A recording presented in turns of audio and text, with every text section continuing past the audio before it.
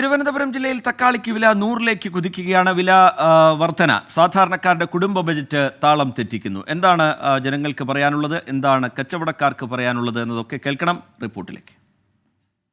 സംസ്ഥാനത്ത് പച്ചക്കറി വില വീണ്ടും കുതിച്ചുയരുന്നു. തക്കാളി വില വീണ്ടും സെഞ്ചുറിയിലേക്ക് എത്തുന്നു.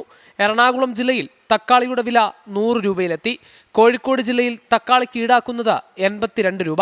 തിരുവനന്തപുരത്ത് ചാല മാർക്കറ്റിൽ ചില്ലറ വിൽപ്പനയിൽ തക്കാളി ഇന്ന് വിറ്റത് 80 രൂപയ്ക്ക്. അടുത്ത ദിവസങ്ങളിൽ വില 100-നോടടുക്കുമെന്നാണ് കച്ചവടക്കാർ പറയുന്നത്.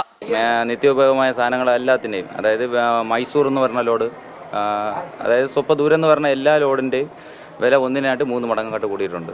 തക്കാളി മാത്രമല്ല, വീട്ടിൽ ആവശ്യം വേണ്ടി വരുന്ന പച്ചക്കറികൾക്കെല്ലാം വില കൂടുന്നുണ്ട്. ഇഞ്ചിക്ക് കിലോ 240 രൂപയായി. ബീൻസിനും നൽകണം 1 കിലോയ്ക്ക് 130. 25 രൂപയുണ്ടായിരുന്ന വഴുതനങ്ങ 40-ലെത്തി. 15 രൂപയായിരുന്ന പടവലത്തിന്റെ വില 25 ഉയർന്നു. 40 രൂപയായിരുന്ന കൈതച്ചക്ക 60-ലെത്തി. ഇതോടെ സാധാരണക്കാരന്റെ കുടുംബ ബജറ്റ് താളം തെറ്റി. എല്ലാം വില കൂടുതൽ തന്നെ, ഒന്നും വിലയില്ല. 500 രൂപ കൊണ്ട് കയറി. മനുഷ്യന് ജീവിക്കാൻ പറ്റില്ല, ജീവിച്ച് ഒന്നും വാങ്ങിച്ച് തിന്നാനൊന്നും പറ്റിയൊന്നുമില്ല. പാവപ്പെട്ടവർക്ക് ഇതുപോലെ വയ്ക്കാനും പറ്റില്ല. തമിഴ്നാട്, ഹോസ്ദുർഗ് എന്നിവിടങ്ങളിൽ ഉൽപാദനം കുറഞ്ഞതും മഴക്കെടുതി മൂലം വിളകൾ നശിച്ചു പോകുന്നതുമാണ് വില കുത്തനെ ഉയരാൻ കാരണം. 24 തിരുവനന്തപുരം.